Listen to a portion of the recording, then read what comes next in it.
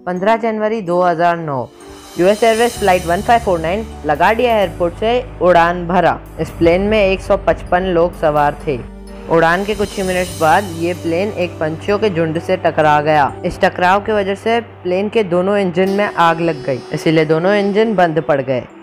तब प्लेन का altitude 3000 feet था। ये हाइट ग्लाइड करा के प्लेन को उसी रनवे पे लैंड कराने के लिए काफ़ी नहीं था, और प्लेन इतने आबादी वाले शहर न्यूयॉर्क के ऊपर से फ्लाई कर रहा था। अगर प्लेन कहीं भी क्रैश हो जाता तो बहुत सी जानें जा सकती थी।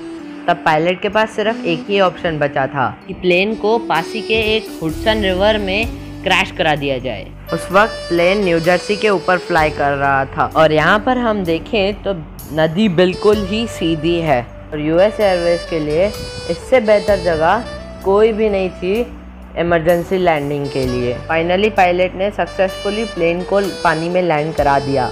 इस हादसे के तुरंत ही बाद रेस्क्यू टीम वहां पे पहुंच गया, और किसी की भी जान नहीं गई सिवाय उन पंछियों के। दोस्तों, आज के इस वीडियो में हम जानने वाले हैं कि प्लेन को पानी में इमरजेंसी लैंडिंग कैसे कराई जाती है। चलिए शुरू करते हैं। तो अब हमारा प्लेन एयरपोर्ट से फ्लाई कर रहा है, और कुछ ही मिनट्स बाद ये अपने मैक्सिमम एल्टीट्यूड पे पहुंच जाता है, और तब इसके दोनों इंजन फेल हो जाते हैं। ऐसे समय पर ATC से कॉल बनाए रखता है पायलट, जैसे अगर प्लेन क्रैश हो जाए तो रेस्क्यू टीम वहां पे जल्दी से जल्दी पहुंच सके। दूसरा सबसे इम्पोर्टेंट स्टेप, पायलट पहले से पहले ढूंढता है कि सबसे बाजू में एयरपोर्ट कौन सा है, कितनी दूरी पर है, और प्लेन वहां पे ग्लाइड करके पहुंच सकता है या नहीं। तो अगर आपको वीडियो चाहिए इसके ऊपर कि कितना ग्लाइड कर सकता है एक प्लेन, तो प्लीज़ कमेंट में लिखिएगा। पर आमतौर पर अगर प्लेन की हाइट 35 से 40 हज़ार फीट है तो वो कोई भी एयरपोर्ट तक ग्लाइड करके जा सकता है। तो आपने सुना होगा कि सिर्फ टेक ऑफ और लैंडिंग के टाइम पे ही प्लेन के हादसे ज़्यादातर होते हैं। इसलिए प्लेन हाई एल्टीट्यूड पे होने की वजह से पायलट को काफ़ी वक्त मिल जाता है कि एयरपोर्ट तक ले जाए प्लेन को ग्लाइड करवा के। हमारा प्लेन भी हाई एल्टीट्यूड पर है, पर मान के चलते हैं कि आसपास कोई एयरपोर्ट नहीं है। अब पायलट के पास दूसरा ऑप्शन ये बचता है कि प्लेन को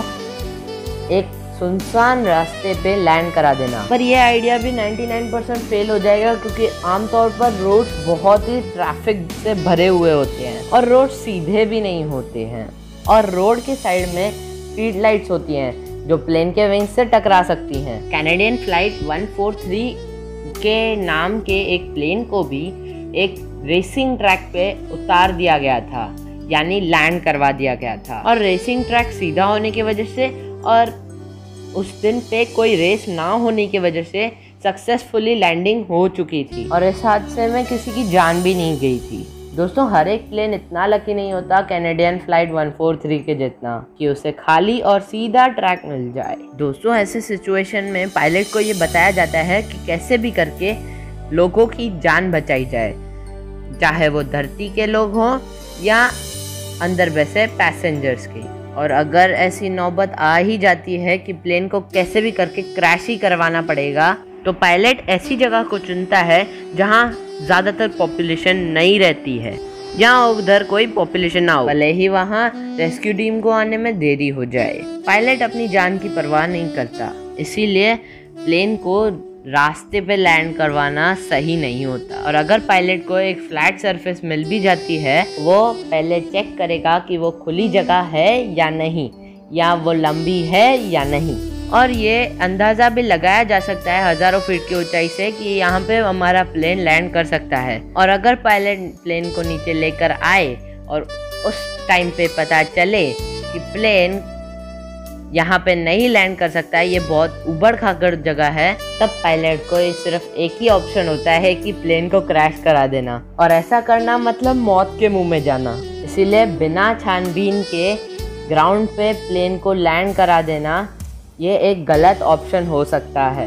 हमारा प्लेन अभी भी 35,000 फीट के एल्टीट्यूड में उड़ रहा है, और ये आसानी से एक एयरपोर्ट तक ग्लाइड कर सकता है। हमारी लैंडिंग और डिफिकल्ट करने के लिए हम समझ के चलते हैं कि यहाँ पर कोई एयरपोर्ट नहीं है, और ये प्लेन नहीं ग्लाइड कर सकता है दूसरे एयरपोर्ट तक, और प्लेन को किसी भी रोड या फील्ड में लैंड नहीं कराया जा सकता है।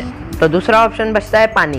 प्लेन को पानी में लैंड कराने के लिए दो ऑप्शंस बचते हैं पायलट के पास, एक नदी और एक समुद्र। ये डिपेंड करता है कि प्लेन किस एरिया से होकर फ्लाई कर रहा है। प्लेन को नदी में लैंड कराने के लिए सबसे पहले ये कंफर्म करना पड़ेगा कि नदी का डायरेक्शन सीधा है या नहीं, और नदी के बहाव के विपरीत डायरेक्शन में अगर प्लेन को लैंड कराया गया तो उन दोनों का ही इम्पैक्ट बहुत ज़्यादा पड़ जाएगा। ऐसा करने से प्लेन में बैठे सभी पैसेंजर्स की जान जा सकती है। इसीलिए प्लेन की लैंडिंग को स्मूथ करने के लिए हमें प्लेन को पानी के वेव्स के पैरेलल लैंड करवाना पड़ेगा। और प्लेन को नदी में लैंड कराने का ये एक प्लस पॉइंट है कि वहाँ पे जो भी रेस्क्यू टीम है वो फटाफट से पहुँच सकती है, और नदी की गहराई भी बहुत कम होती है समुद्र के कंपैरिजन में। इसीलिए प्लेन को इमरजेंसी लैंडिंग कराने के लिए नदी एक बेहतर ऑप्शन हो सकता है। इस वाटर लैंडिंग को और भी डिफिकल्ट बनाने के लिए हम ये मानकर चलते हैं कि आसपास कोई भी नदी नहीं है, सिर्फ एक समुद्र है। अब प्लेन का इंजन फेल होने के वजह से ये ग्लाइड तो कर रहा है पर बहुत ही तेज़ी से नीचे आ रहा है, और कुछ ही देर में ये समुद्र से टकरा सकता है। अब पायलट ये कोशिश करेगा कि जितना ज़्यादा हो सके उतना ज़मीन के आसपास में ही प्लेन को क्रैश कराया जाए, ताकि रेस्क्यू टीम उधर जल्दी से जल्दी पहुंच सके। अब प्लेन 10,000 फीट के एल्टीट्यूड में आ जाता है। पायलट हर मुमकिन कोशिश करता है इंजन को रिस्टार्ट करने की, पर जब वो हार मान जाता है, अब पायलट प्लेन के विंग्स में भरा हुआ 1,00,000 लीटर फ्यूल से भी ज़्यादा के फ्यूल को सीधा डंप कर देता है, यानी हवा में ही गिरा देता है। क्योंकि अगर ये प्लेन कहाँ टकरा जाए और उसके बाद कहाँ पे आग लग जाए प्लेन की बॉडी में, तो ये प्लेन ऐसे बॉम्ब की तरह फट सकता है अगर फ्यूल होएगा इसके विंग्स में। तो इमरजेंसी लैंडिंग के वक्त फ्यूल को डंप करना बहुत ज़रूरी होता है। अब हमारा प्लेन 1000 फीट की ऊंचाई पे आ जाता है। अब पायलट ये देखने की कोशिश करता है कि समुद्र शांत है या नहीं, और अगर ये शांत है तो ये अच्छी बात है, पर अगर ये शांत नहीं है तो हमें प्लेन को वाटर लैंडिंग के लिए वाटर वेव्स के पैरेलल रखना पड़ेगा और लैंड कराना पड़ेगा पैरेलल वे में। ऐसा करने से इम्पैक्ट बहुत ही कम हो जाएगा। अब प्लेन कुछ ही पल में समुद्र से टकराने वाला है। ऐसे में पायलट ये कोशिश करता है कि जितना स्लो हो सके प्लेन उतना स्लो कर दिया जाए, और ऐसा करने के लिए प्लेन के नोज को ऊपर और टेल को नीचे करना पड़ेगा। ऐसा करने से प्लेन बहुत स्लो हो जाएगा और ढेर सारा ड्रैग क्रिएट हो जाएगा। और प्लेन को अभी पानी में लैंड कराने के लिए सबसे पहले प्लेन का टेल को पानी में कांटेक्ट में लाना पड़ेगा, फिर धीरे धीरे पूरे प्लेन के बॉडी को। ऐसा करने से प्लेन की रफ्तार धीरे धीरे कम हो जाएगी और इम्पैक्ट भी कम से कम होगा।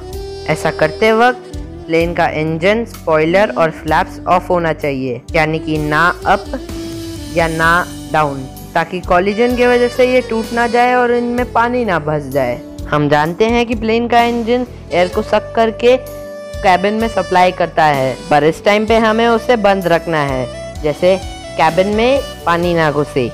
इसीलिए ऐसे सिचुएशन में इंजन को ऑफ करना ज़रूरी है, और हमारा इंजन तो पहले से ही बंद है। दोस्तों, प्लेन के टेल में 2 आउटफ्लो बल्ब्स होते हैं, जिसे हमें बंद करना ज़रूरी होता है, वरना उधर से भी पानी भर सकता है। और इतना ही काफ़ी है पानी में लैंड कराने के लिए प्लेन को। और प्लेन के और पानी के टकराव के बाद प्लेन काफ़ी दूर तक फिसलता हुआ चला जाएगा और फिर रुक जाएगा। अगर प्लेन के विंग्स सही सलामत बच गए तो ये एयरबैग के काम में आएंगे और प्लेन को डूबने से रोक देंगे। दोस्तों, प्लेन के विंग्स में यानी प्लेन के फ्यूल टैंक में इतना खाली जगह होता है कि उसमें 1,00,000 लीटर से ज़्यादा फ्यूल को भरा जा सकता है। और दोस्तों, फ्यूल को डंप करने की वजह से सिर्फ हवा भरी हुई है विंग्स में, जो कि प्लेन को डूबने नहीं देगी। कॉलिजन की वजह से प्लेन में कहीं डैमेज भी हो सकता है, और उस डैमेज की वजह से प्लेन में पानी भी भर सकता है और धीरे धीरे प्लेन को डुबाने की कोशिश करेगा, पर इसमें भी बहुत सारा टाइम लगेगा और तब तक रेस्क्यू टीम वहां तक पहुंच जाएगी। तो इस तरह से किया जाता है इमरजेंसी वाटर लैंडिंग। और दोस्तों, अगर आपको लगता है कि ऐसा नहीं किया जा सकता रियल में, तो आपको मैं बता दूं कि पास्ट में ऐसा हो चुका है और इसके ऊपर मैंने केस स्टडी बनाई भी है। लिंक आपको डिस्क्रिप्शन में मिल जाएगा। तब तक के लिए बाय बाय। लाइक कीजिए, शेयर कीजिए, कमेंट कीजिए और सब्सक्राइब जरूर कीजिएगा।